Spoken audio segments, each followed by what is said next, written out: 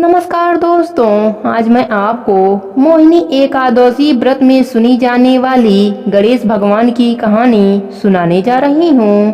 प्रेम से बोलिए गणेश भगवान की जय हो, विष्णु भगवान की जय हो। एक समय की बात है, गणेश भगवान अपने भक्तों की परीक्षा लेने के लिए धरती लोक पर आए और छोटे बच्चे का रूप लेकर एक मुट्ठी चावल और एक चम्मच में दूध लेकर एक गांव में गए। वहां पर सबसे कहे, मेरे दूध और चावल का खीर बना दो, पर किसी ने भी नहीं बनाई। वहीं पर एक बुढ़िया माई बैठी थी। उसने कहा, बेटा लाओ, मैं बना देती हूँ। वह बुढ़िया माई अपने घर के भीतर गई और खीर बनाने के लिए एक छोटा बर्तन चूल्हा पर चढ़ाया। तब बालक रूप लिए गणेश भगवान ने कहा, दादी माँ, छोटा सा बर्तन मत चढ़ाओ, तुम्हारे घर में जो सबसे बड़ा बर्तन हो उसे चढ़ाओ। बुढ़िया माई ने बालक का मन रखने के लिए बड़ा सा बर्तन चढ़ा दिया।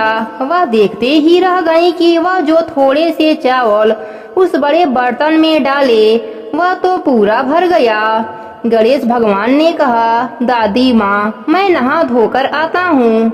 जब खीर तैयार हो गई तो बुढ़िया माई के पोते पोती खीर खाने के लिए रोने लगे। बुढ़िया माई ने कहा, गणेश भगवान, तेरे भोग लगना, कहकर चूल्हे में थोड़ी सी खीर डाल दी और कटोरी भरकर बच्चों को दे दी।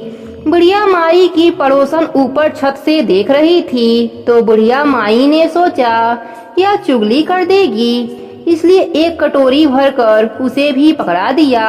बेटे की बहू ने भी चुपके से एक कटोरी खीर ले जाकर खा ली और एक कटोरी चक्की के नीचे छिपा दिया। बुढ़िया माई ने भी दरवाजा के पीछे बैठकर एक कटोरी खा ली। उसके बाद बुढ़िया माई ने कहा, अरे गणेशा, खीर खा ले, मैं तो तेरा ही इंतजार कर रही थी। तब गणेश भगवान ने कहा, दादी माँ, मैंने तो खीर पहले ही खा ली। बुढ़िया माई ने कहा, कब खाई? गणेश भगवान ने कहा, जब तेरे पोते पोती ने खाई तब खाई थी, जब तेरी पड़ोसन ने खाई तब भी खाई थी, जब तेरी बहू ने खाई तब भी खाई थी, जब तूने खाई तो मेरा पूरा पेट भर गया। बुढ़िया माई ने कहा, बेटा, तेरी सारी बात सच है, लेकिन बहू बेचारी तो सुबह से काम में लगी है, तो फिर उसने खीर कब खाई? गणेश भगवान ने कहा, चक्की के नीचे देख, जूठा कटोरा पड़ा है, तूने तो मेरा भोग भी लगाया, वह तो बिना भोग के ही खा गई। तब बुढ़िया माई ने कहा, बेटा बताओ, बचा हुआ खीर का क्या करूं? तब गणेश भगवान ने कहा, पूरे नगर में बांट दो। जब राजा को यह बात पता चला तो राजा ने बुढ़िया को बुलाया और कहा, क्यों री बुढ़िया, ऐसा बर्तन तेरे घर में कहाँ से आया? ऐसा बर्तन तो राजमहल में होना चाहिए। बुढ़िया ने कहा, राजन, आप खीर का बर्तन ले लो। जब खीर का बर्तन राजमहल में आया तो खीर में कीड़े मकोड़े पड़ गए और दुर्गंध भी आने लगी। फिर राजा ने खीर बुढ़िया को वापस दे दिया। जब बुढ़िया ने खीर लिया तो खीर पहले जैसे स्वादिष्ट बन गई। फिर बचा हुआ खीर बालक के कहने पर बुढ़िया माई ने झोपड़ी के चारों कोनों में गाड़ दिया। सुबह तक बुढ़िया माई का घर अन्य धन से भर गया। झोपड़ी के जगह महल हो गया। सभी लोग गणेश भगवान की जयकारा लगाने लगे। हे गणेश जी महाराज, जैसे आपने बुढ़िया माई पर कृपा करी, उसी तरह अपने सभी भक्तों पर अपनी कृपा बना के रखना। कहानी अधूरी हो तो पूरी करना, पूरी हो तो मान रखना। प्रेम से बोलिए गणेश भगवान की जय हो। एक समय की बात है, एक गांव में एक बुढ़िया माई अपने परिवार के साथ रहती थी। बुढ़िया माई विष्णु भगवान की परम भक्त थी। वह हमेशा दोनों पक्षों की एकादशियों का व्रत करती थी और कथा सुनती थी। उसने कभी भी व्रत में गणेश भगवान की कथा न कही न सुनी। इसी कारण उसका व्रत अधूरा रह गया। पर बुढ़िया माई को इस बात का पता नहीं था। उनको लगता था कि वह तो पूरा व्रत कर रही हैं और उनके व्रत के पुण्य से उनको वैकुंठ लोक की प्राप्ति जरूर होगी। देखते ही देखते बुढ़िया माई की मृत्यु हो गई। उन्हें लेने यमलोक के दूत आए। वह देखकर घबरा गईं और बोली, मैंने जीवन भर विष्णु भगवान की भक्ति श्रद्धा भाव से किया, एकादशी का व्रत किया, एकादशी व्रत की कथा सुनी। मुझे तो लेने वैकुंठ लोक का विमान आएगा, मैं आपके साथ नहीं चलूंगी। इतना कहकर बुढ़िया माई रोने लगी और विष्णु भगवान को पुकारने लगी। विष्णु भगवान गरुड़ पर सवार होकर बुढ़िया माई के पास आए और बोले, बुढ़िया माई, तूने तो पूरी श्रद्धा से व्रत किया, पर तुमने व्रत में कभी भी गणेश भगवान की कथा न कही न सुनी। इसी कारण तेरा व्रत अधूरा है। बुढ़िया माई विष्णु भगवान से जीवन दान मांगने लगी ताकि वह एकादशी का व्रत करके उसका पूरा पुण्य प्राप्त कर सके। इस प्रकार बुढ़िया माई को विष्णु भगवान ने 2 साल के लिए फिर जीवित कर दिया। अब बुढ़िया माई जीवित होते ही गणेश भगवान का नित्य नियम करना चालू कर दिया। एकादशी का व्रत करती तो पहले एकादशी व्रत की कथा सुनती, 11 माता की कथा सुनती, तुलसी माता की कथा सुनती और अंत में गणेश भगवान की कथा सुनने लगी। इस प्रकार 2 साल में बुढ़िया माई ने 4/11 पूरा कर लिया। गणेश भगवान की कृपा से एकादशी का पूरा पुण्य बुढ़िया माई को प्राप्त हुआ। बुढ़िया माई की तपस्या से गणेश भगवान प्रसन्न हुए और बुढ़िया माई के सामने प्रकट होकर बोले, बुढ़िया माई, तुमने मेरे नित्य नियम के साथ ही व्रत में श्रद्धा पूर्वक कथा सुनी है, इसलिए मैं तुम पर अत्यंत प्रसन्न हूँ। मैं तुम्हें आशीर्वाद देता हूँ कि जब तक यह पृथ्वी रहेगी तब तक तुम्हारे इस तपस्या का गुणगान लोग करते रहेंगे। साथ ही एकादशी व्रत में तुम्हारी इस भक्ति की कथा को जो भी मनुष्य प्रेम पूर्वक सुनेगा उसको व्रत का संपूर्ण फल प्राप्त होगा। गणेश भगवान बुढ़िया माई पर प्रसन्न होकर बुढ़िया माई का घर अन्य धन से भर दिया। साथ ही रिद्धि सिद्धि का वास करके अंतर ध्यान हो गए। 2 साल बीतने पर बुढ़िया माई की मृत्यु हुई। इस बार उसे लेने वैकुंठ लोक का विमान आया। बुढ़िया माई को पूरे मान सम्मान के साथ वैकुंठ लोक ले जाया गया। इस प्रकार गणेश भगवान की कृपा से बुढ़िया माई का घर अन्य धन से भर गया और मरने के बाद वैकुंठ लोक का सुख मिला। हे गणेश भगवान, जैसे आपने बुढ़िया माई पर प्रसन्न होकर बुढ़िया माई के व्रत को पूर्ण किया, उसके घर को अन्य धन से भर दिया, वैसे ही एकादशी व्रत करने वालों को भी पूरा फल देकर उनका घर अन्य धन से भर देना। कहानी अधूरी हो तो पूरी करना, पूरी हो तो मान रखना। प्रेम से बोलिए गणेश भगवान की जय हो, विष्णु भगवान की जय हो। प्राचीन समय की बात है, एक गांव में एक दादी पोती रहती थीं, जिन्होंने गणेश भगवान की कहानी सुनने का नियम लिया हुआ था। वह एक कलश में जल भरकर फूल रखकर कहानी कहा करती थीं और गणेश भगवान के नाम का अर्थ दिया करती थीं। एक दिन पोती का विवाह हो गया। जब वह ससुराल जाने लगी तब दादी ने उसे सिर्फ एक कलश में जल भर कर दिया और कहा, गणेश भगवान के कहानी कहने का नेम कभी मत छोड़ना। पोती विदा होकर ससुराल चली गई।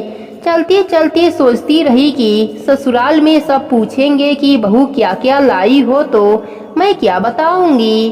गणेश भगवान ने सोचा कि यह लड़की बहुत परेशान है, मुझे इसके संकट को मिटाना चाहिए। रास्ते में पोती ने गणेश भगवान के कहानी को कहकर अर्घ दिया। जैसे ही उसने अर्घ दिया, वहाँ हीरे मोतियों का कुंड भर गया। हीरे मोतियों से भरे हुए कुंडे को देखकर पोती बहुत खुश हुई। फिर वह खूब पहन ओढ़कर ससुराल पहुंची। वहाँ उसके ससुर जी ने उसके सास से कहा, हमारी बहू तो बहुत बड़े घर की है, बहुत धन लेकर आई है। तुम ऐसा करो, पड़ोसन के यहाँ से मूंग चावल लाकर बहू के लिए भोजन बनाओ।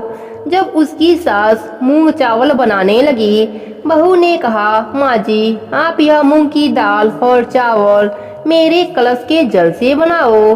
सास ने अपने बहू की बात को मानकर कलश के जल से चावल और दाल बनाई। तभी चमत्कार हुआ, उनकी पूरी रसोई अनाज और तरह तरह के पकवान से भर गए। यह देखकर सास बहुत खुश हुई। उसने अपने बहू से कहा, बहू आओ भोजन कर लो। तब बहू ने कहा, अभी घर में किसी ने भोजन नहीं किया तो मैं भोजन कैसे कर लूं, और मेरा गणेश भगवान का कहानी कहने का नेम है। सास ने कहा, बहू मैं भी कहानी सुनूंगी। फिर बहू ने एक कलश में जल भरकर उसमें फूल डालकर गणेश भगवान की कहानी कही। घर के सभी सदस्यों ने गणेश भगवान की कहानी सुनी। गणेश भगवान की कृपा से उनके घर में अन्य धन का भंडार भर गया। यह देखकर सास और भी अधिक प्रसन्न हुई। फिर वह खुशी खुशी अपने पूरे मोहल्ले में गणेश भगवान का प्रसाद बांटने लगी। उसकी पड़ोसन ने कहा, अभी तो तुम चावल और दाल उधार लेकर गई थी और इतनी जल्दी इतना सारा धन कहाँ से लाई। तब उसकी सास बोली, मेरी बहू हर रोज गणेश भगवान की कहानी कहती है, यह सब उसी का फल है। सास की बात सुनकर पड़ोसन को बड़ी हैरानी हुई और उसने कहा, मैं भी गणेश भगवान के कहानी का नेम करूंगी। गणेश भगवान के कहानी का नेम लेने से पड़ोसन का घर भी अन्य धन से भर गया। हे गणेश जी महाराज, जैसे आपने पोती और पड़ोसन पर कृपा करी, वैसे ही अपने सभी भक्तों पर अपनी कृपा बनाए रखना। प्रेम से बोलिए गणेश भगवान की जय हो। एक समय की बात है, एक गांव में एक जमींदार रहता था। वह काफी पैसे वाला था। उसके पास काफी जमीनें थीं। गांव में आलीशान मकान था। उसके खेत में काफी लोग मजदूरी करते थे। बदले में उन्हें कुछ अनाज व कुछ पैसे वह दे दिया करता था। जमींदार के खेत में मंगत नाम का एक गरीब मजदूर काम करता था, जो गणेश भगवान का दिन रात नाम जपा करता था। वह सुबह मंदिर जाता, वहाँ वह कुछ फल मंदिर में चढ़ाता था। उसी मंदिर में वह जमींदार जिसके खेत पर मंगत काम करता था, वह भी जाता था। जमींदार अपने सेवकों के साथ मंदिर जाता और काफी फल फूल, मिठाई व धन गणेश भगवान को चढ़ाता था। मंदिर के पुजारी काफी देर तक जमींदार के साथ पूजा पाठ कराते थे। उसके बाद ही गांव के किसी भी व्यक्ति को मंदिर में जाने दिया जाता था। मंगत भी रोज प्रतीक्षा करता और जमींदार के जाने के बाद मंदिर के चौखट पर फल रख कर चला आता। गांव में केवल जमींदार को ही मंदिर के अंदर जाने व गणेश भगवान की मूर्ति को चरण स्पर्श करने दिया जाता था। अन्य लोगों को केवल दूर से दर्शन करने की इजाजत थी। यह प्रथा काफी सालों से चली आ रही थी। पूरा गांव इसका पालन करता था। गांव वाले मंदिर के चौखट पर चढ़ावे का सामान रख जाते, जिसे मंदिर का पुजारी अलग रख कर प्रसाद के रूप में बांट देता था। मंगत को यह बात पसंद नहीं थी। वह गणेश भगवान की सेवा करना चाहता था, उन्हें पोशाक पहनाना चाहता था। उसने पुजारी जी से कई बार बात की, पर पुजारी जी ने कहा, यदि जमींदार को पता चल गया तो तुम्हारे साथ साथ मुझे भी दंड मिलेगा। मंगत ने पुजारी से काफी अनुग्रह किया। मंगत की भक्ति व श्रद्धा देखकर पुजारी को तरस आ गया। उसने मंगत से कहा, मैं तुम्हें पुरानी पोशाक दे दूंगा, तुम बिल्कुल वैसा ही पोशाक बना लाना। मैं चुपचाप तुम्हारी पोशाक पहना दूंगा। जमींदार को पता नहीं लग पाएगा, तुम्हारी इच्छा भी पूरी हो जाएगी। पर यह बात किसी को मत बताना और पोशाक बिल्कुल वैसी ही बननी चाहिए। मंगत ने घर आकर अपने पत्नी को यह बात बताई। दोनों ने रात भर जागकर पोशाक तैयार किया और दिन निकलने से पहले ही मंगत वह दोनों पोशाक को पुजारी जी को दे आया, जिसे आरती से पहले पुजारी जी ने गणेश भगवान को पहना दिया। जमींदार व अन्य गांव वालों को कुछ पता नहीं चला। मंगत ने गणेश भगवान से क्षमा मांगी कि हे प्रभु, मेरे भूल को क्षमा करना। मैंने चोरी से आपको पोशाक पहनाया है।